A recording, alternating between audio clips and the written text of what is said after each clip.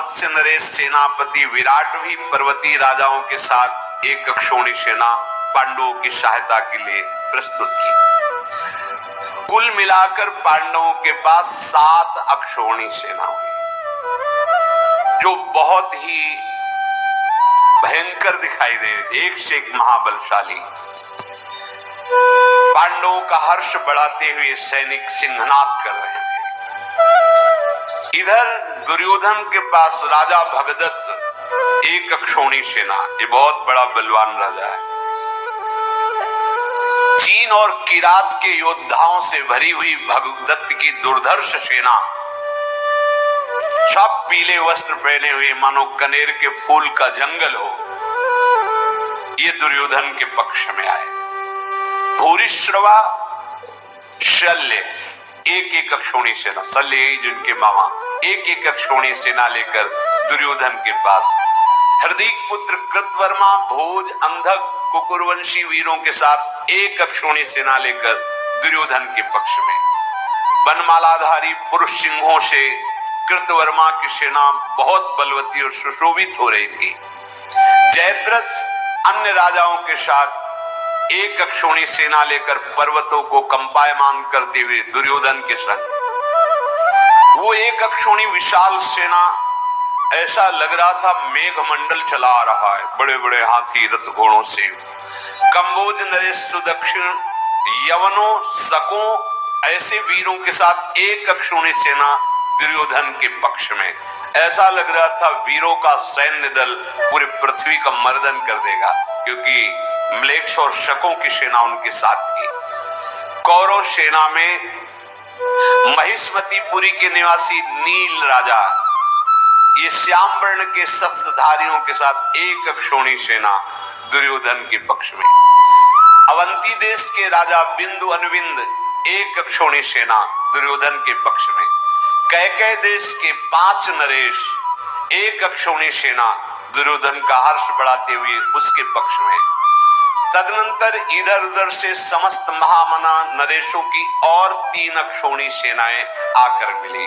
अब दुर्योधन के पास 11 अक्षौणी सेना, 11, जिसमें भगवान की एक अक्षौणी नारायणी सेना भी विराजमान है दुर्योधन के पक्ष में।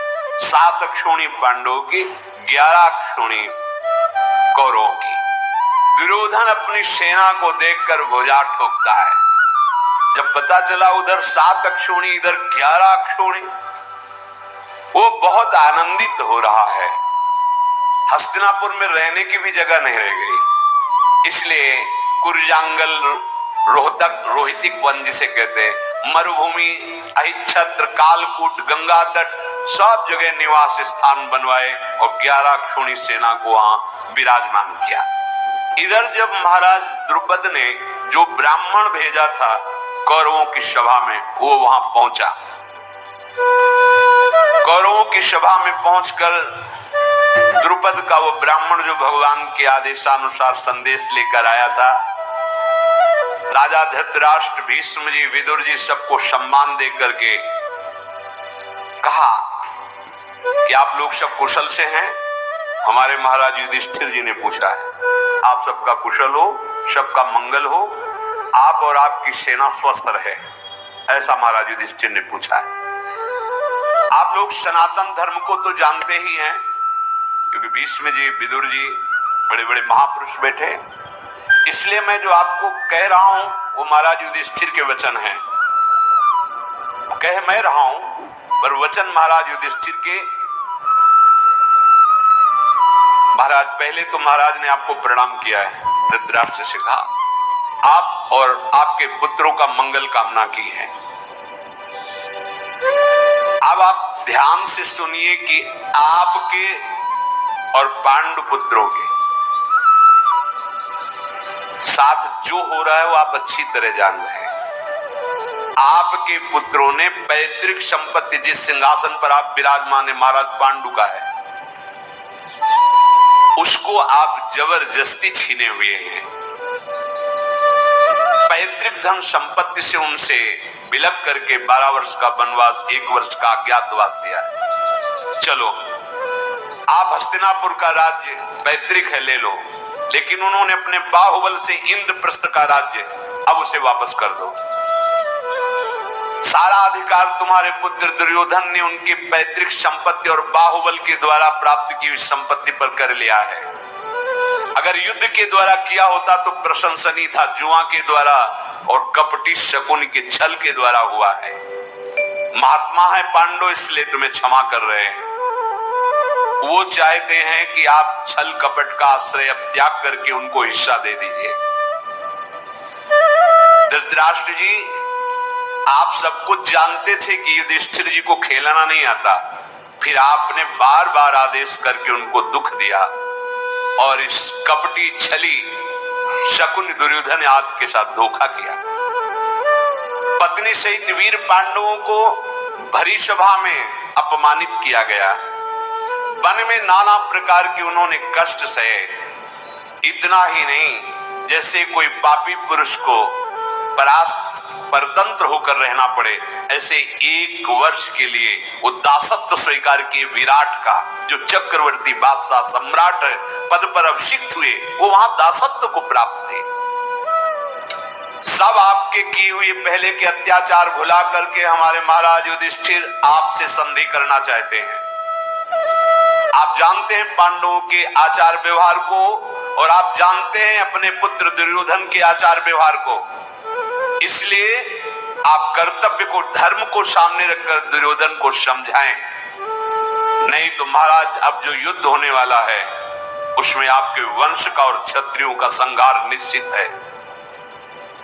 दुर्योधन जिस हेतु को सामने रखकर युद्ध के लिए उत्सुक है, वो नहीं जानता है कि कौरव वो नष्ट होने में एक क्षण नहीं लगेगा, क्योंकि वो धर्म से युक्त है पांडव। युधिष्ठिर के पास 7 अक्षौणी सेना और अपने पास तुम 11 अक्षौणी सेना देख रहे हो।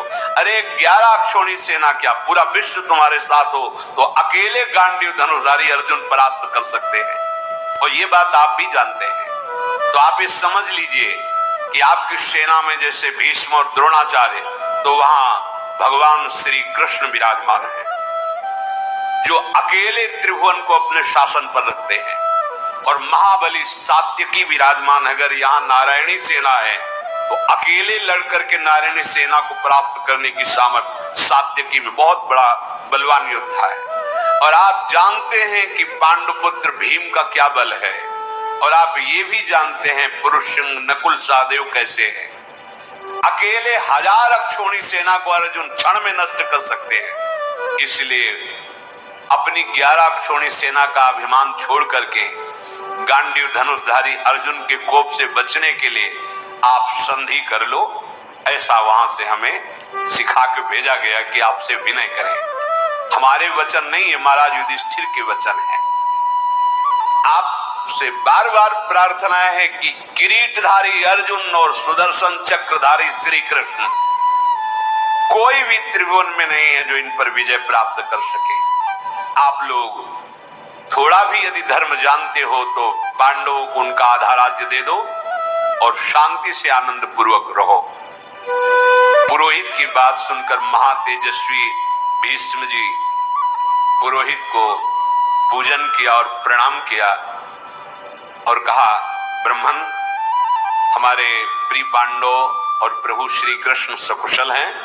तुमने बताया, ये बड़े सौभाग्य की बात, क्योंकि वो धर्म में तत्पर रहते हैं। पांचों भाई पांडव संधि की इच्छा रखते हैं, ये भी सौभाग्य की बात। उनके मन में पहले युद्ध नहीं आया, संधि आई, इसलिए बहुत प्रशंसनीय बात है। पर आप जब बोल रहे हैं तो बड़ी कड़वाहट महसूस हो रही है आपके वचनों से। होना भी चाहिए, क्योंकि आप तपस्वी ब्राह्मण हैं और आप विपक्ष में आके बोल रहे हैं, पर इतनी तीक्ष्णता ठीक नहीं है। संधि के लिए ऐसे वचन नहीं बोले जाते।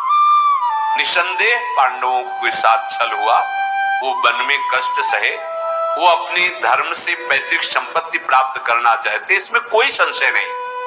और ये भी निसंदेह किरीटधारी महारथी अर्जुन अस्त्र विद्या में निपुण है।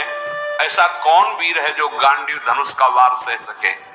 और ये भी सत्य है कि जब श्री कृष्ण सामने है तो वज्रधारी इंद्र की भी सामर्थ्य नहीं कि अर्जुन को परास्त कर सके।